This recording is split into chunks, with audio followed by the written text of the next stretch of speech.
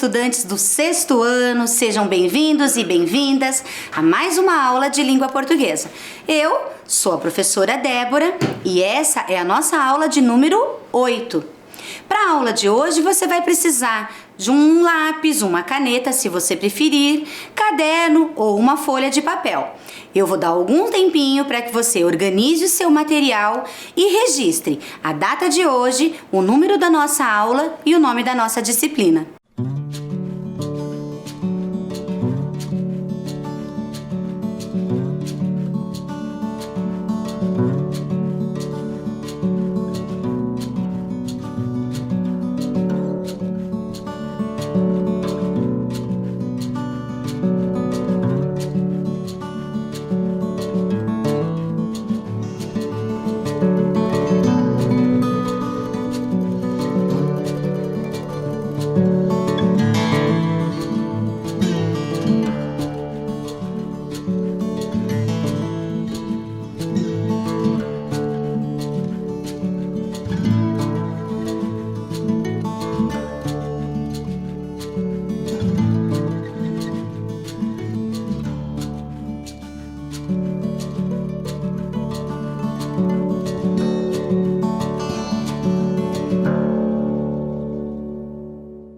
Tudo providenciado? Então vamos à aula de hoje. Vamos começar relembrando o que nós fizemos na aula de número 7.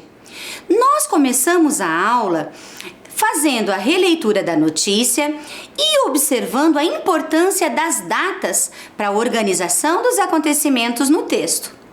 Em seguida, nós fizemos a leitura da segunda parte da mesma notícia que falava sobre o tigre que foi apreendido de uma casa noturna em Curitiba. Fizemos várias atividades de interpretação daquele texto. Observamos em especial o uso da letra maiúscula no início dos substantivos próprios e no início das frases. E para hoje, o que nós temos? Hoje nós vamos continuar analisando a segunda parte da notícia, certo? Mas eu quero mostrar para você, em especial, a forma como esse texto é construído. Eu quero que você observe comigo o uso dos verbos no texto da notícia. Observe no quadro. Eu separei alguns trechos da notícia para que nós possamos observar o uso específico dos verbos. Leia o primeiro trecho comigo. O IBAMA destinou ao zoológico. Repare no verbo destinou.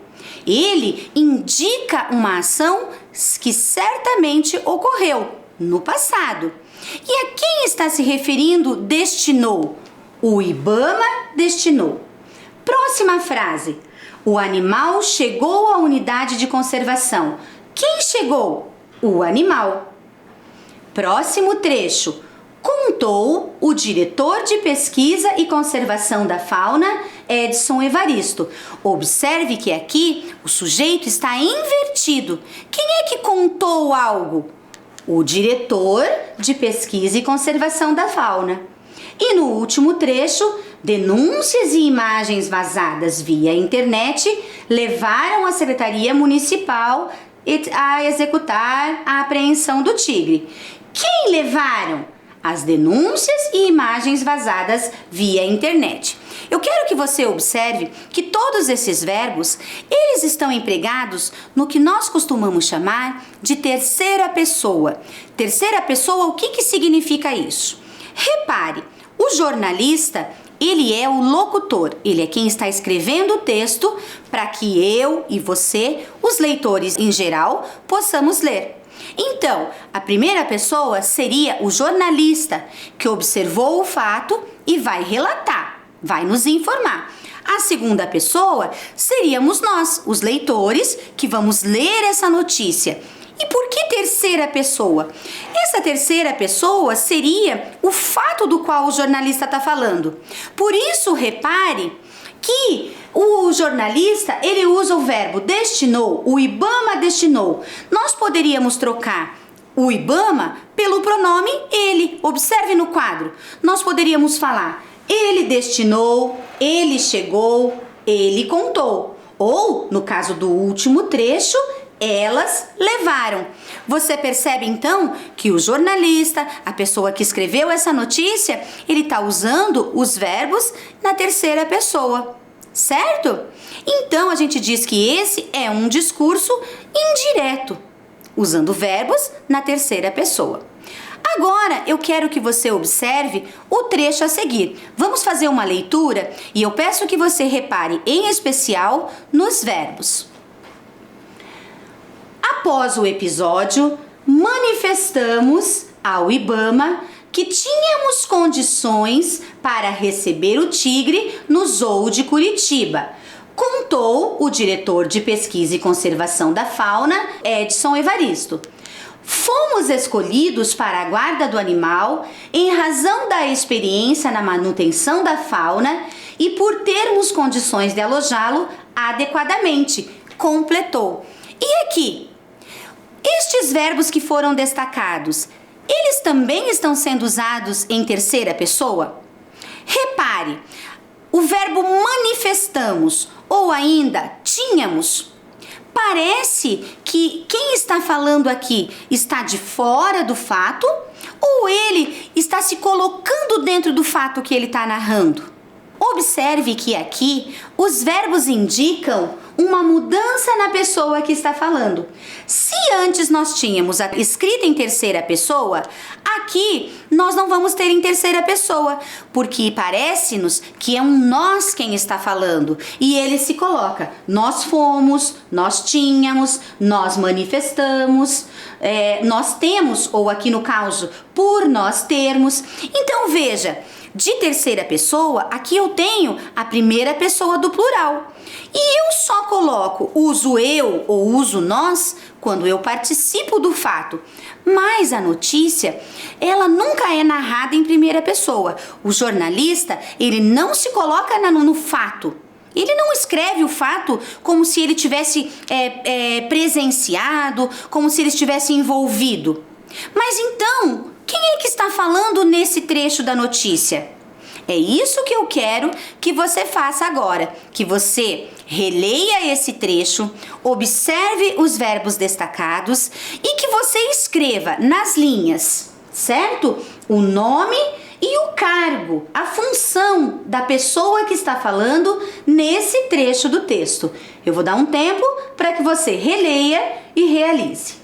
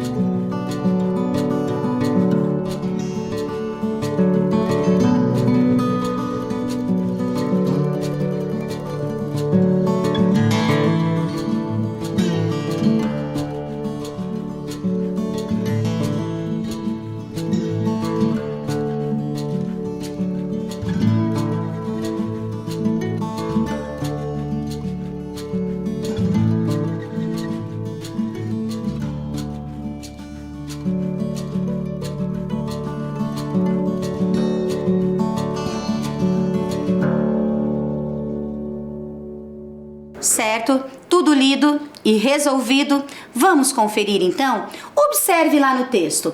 Após o episódio, manifestamos ao IBAMA que tínhamos condições para receber o tigre no zoo de Curitiba. Repare que essa palavra Curitiba, ela termina com um fechamento de aspas. E essas aspas são abertas lá em cima, no começo da frase, na palavra após. Então, lá na palavra após, abre aspas, significa que alguém vai começar a falar. Lá na palavra Curitiba, fecha aspas, e em seguida eu tenho o verbo contou.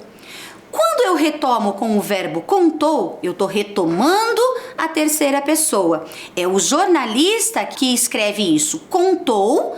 Então, o jornalista está nos informando que quem falou essa informação que está entre aspas foi o diretor de pesquisa e conservação da fauna, Edson Evaristo. Aí repare que abre aspas novamente na palavra fomos. E ele diz lá, fomos escolhidos para a guarda do animal em razão da experiência na manutenção da fauna e por termos condições de alojá-lo adequadamente. Fecha aspas. Ou seja, a fala do diretor encerrou ali. E o jornalista retoma a palavra e ele escreve lá, completou. Então, nós temos de quem é a pessoa que fala nesse trecho? Edson Evaristo. Qual é o cargo, qual é a função que ele desenvolve no zoológico? Diretor de pesquisa e conservação da fauna.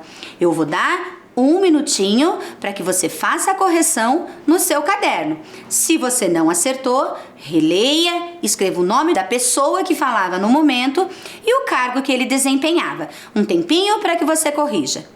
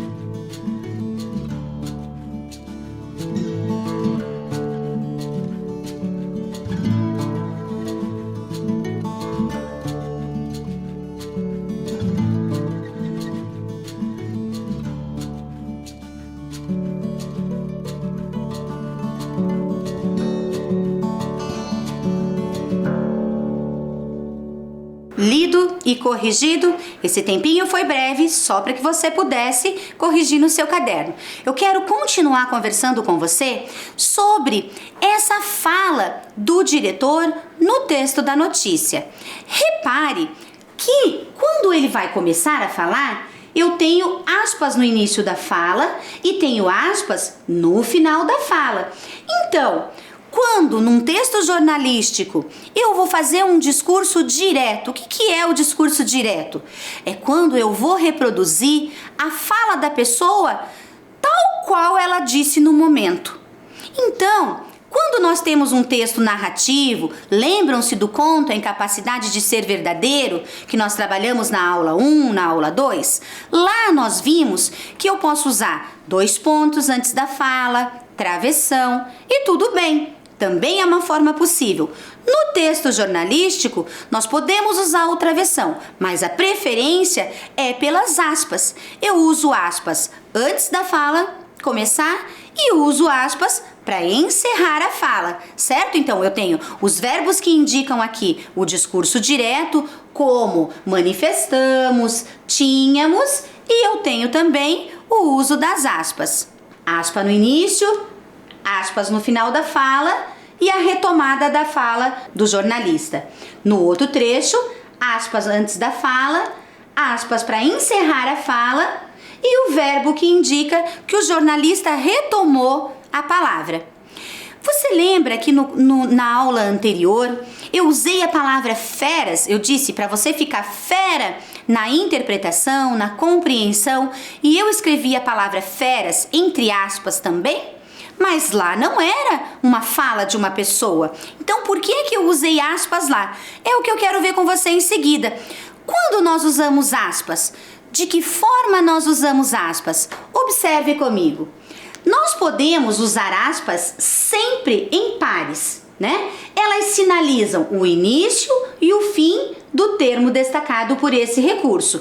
Então, quando eu abro aspas, quando eu coloco duas aspas antes do que eu quero dizer, significa que aquela palavra, aquela expressão ou aquela fala vai começar.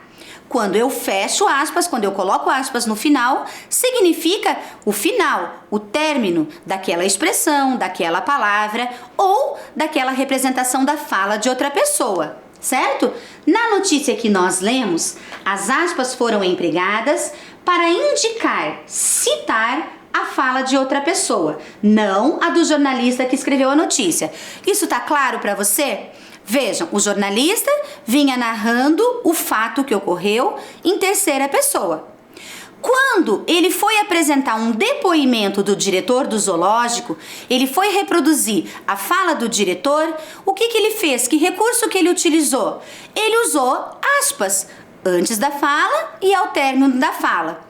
Podemos usar aspas também para exprimir ironia ou destacar uma palavra ou expressão empregada fora do seu contexto habitual. Ironia, aquele recurso que nós estudamos quando lemos o poema De Verdade, hein? Se você se recordar, o título do poema estava entre aspas. Por quê?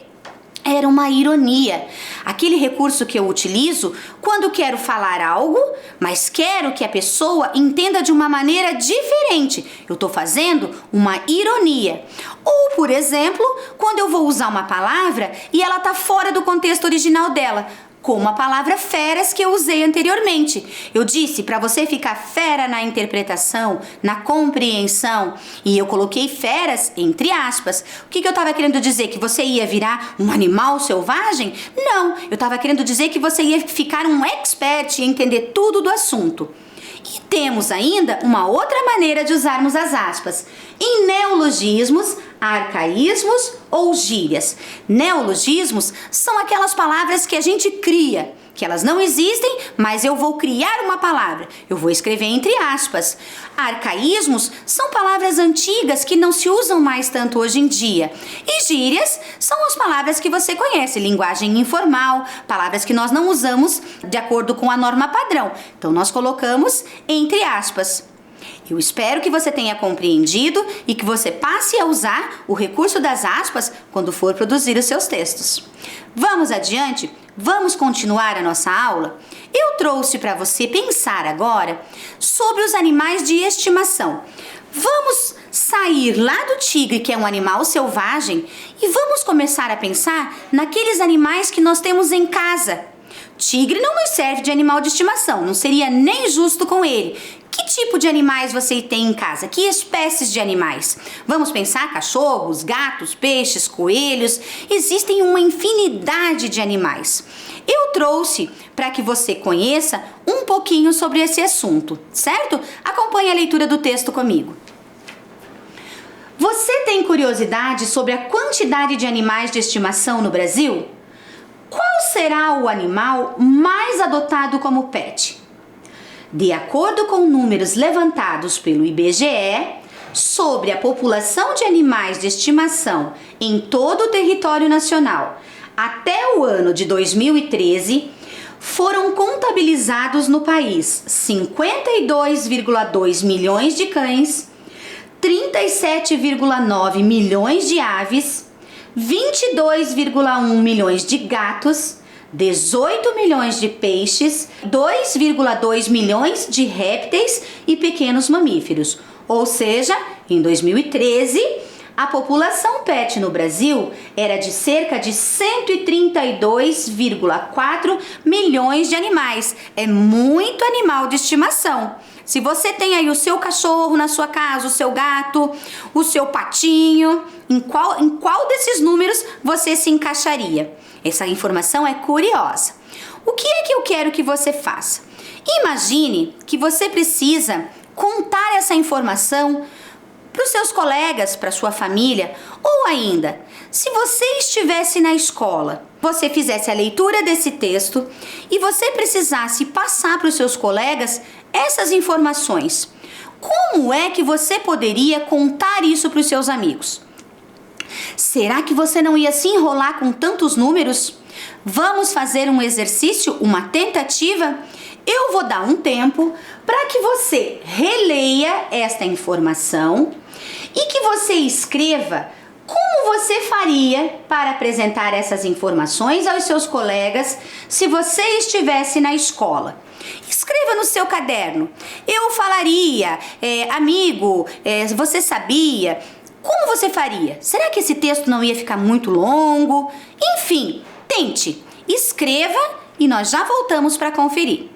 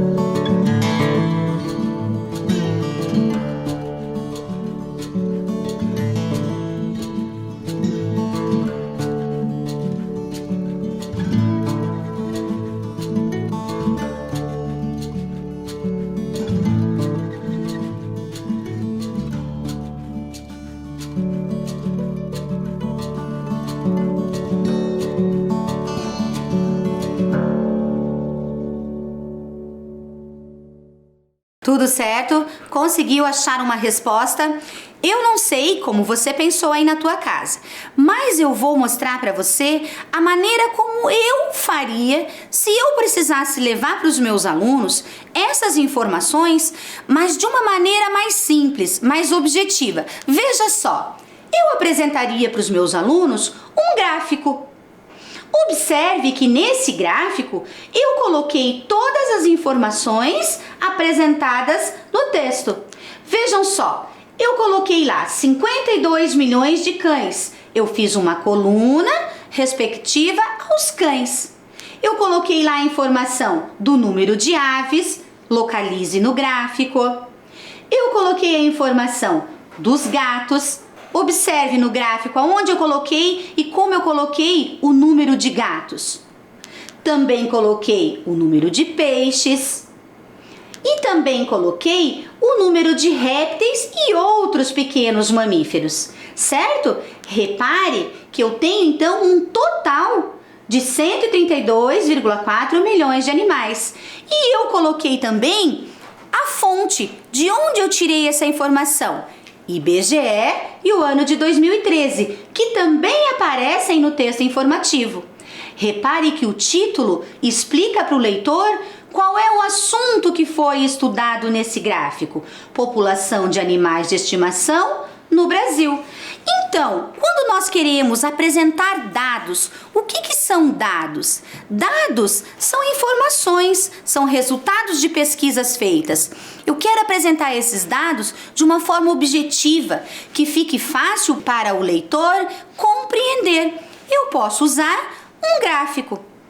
E qual é a estrutura de um gráfico? Existem gráficos de diferentes formas, você já deve ter observado. Gráfico em forma de pizza, aqueles gráficos que aparecem muito na televisão, que são gráficos em linhas, certo? Aqui eu trouxe para você um gráfico em colunas. E eu quero que você observe os principais elementos que sempre vão estar presentes em um gráfico. Vamos começar pelo título. O título é o que vai fazer o leitor compreender o assunto do gráfico. Em seguida, eu tenho fonte. Quando nós falamos fonte, nós estamos nos referindo ao veículo de onde foi retirada essa informação. Do jornal, da revista, da instituição. No caso aqui, é o IBGE, que é um órgão de pesquisa. Temos também os dados. O que é que são os dados? Os dados são os resultados. Eu fiz uma pesquisa e eu obtive resultados. Então, esses resultados, eles vão sempre estar representados em uma das linhas do gráfico. Olha lá, e nós temos as categorias. O que é que são as categorias? No nosso caso aqui, nós queríamos saber as espécies de animais. Então, essas são as nossas categorias que nós temos lá: o cachorro, as aves, os gatos, os peixes e outros. Nesses outros se enquadram animais que foram poucos citados.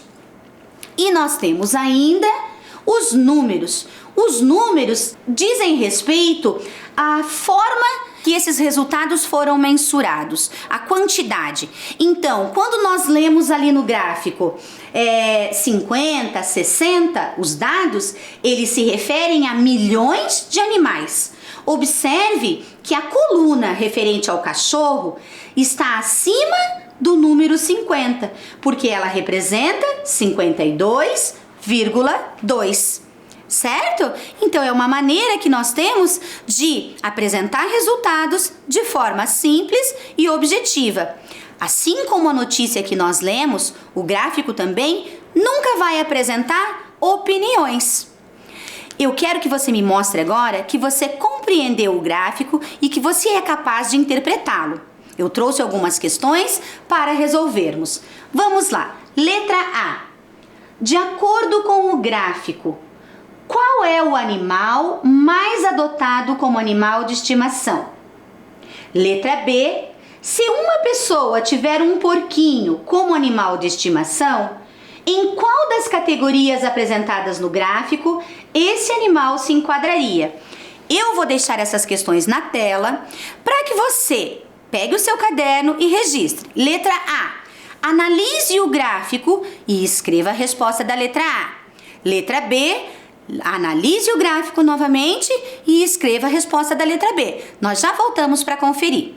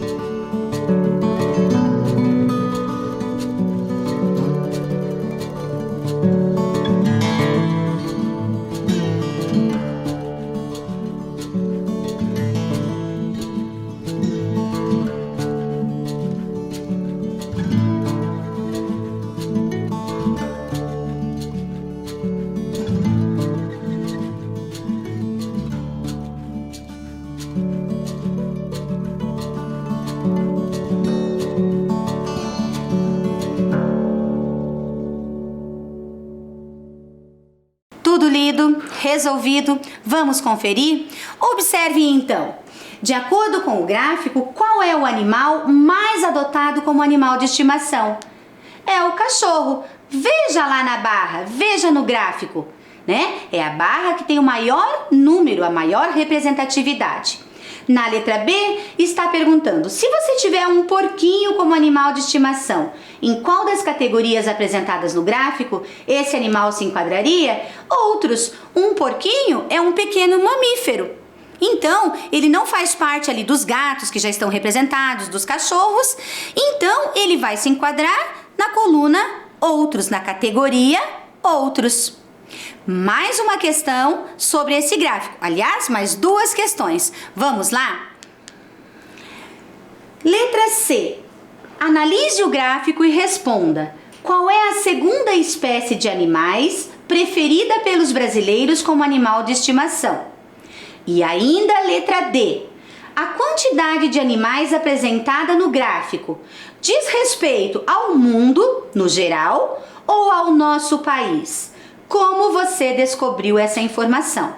Analise o gráfico, responda no seu caderno, letra C, letra D, e nós já voltamos conferir.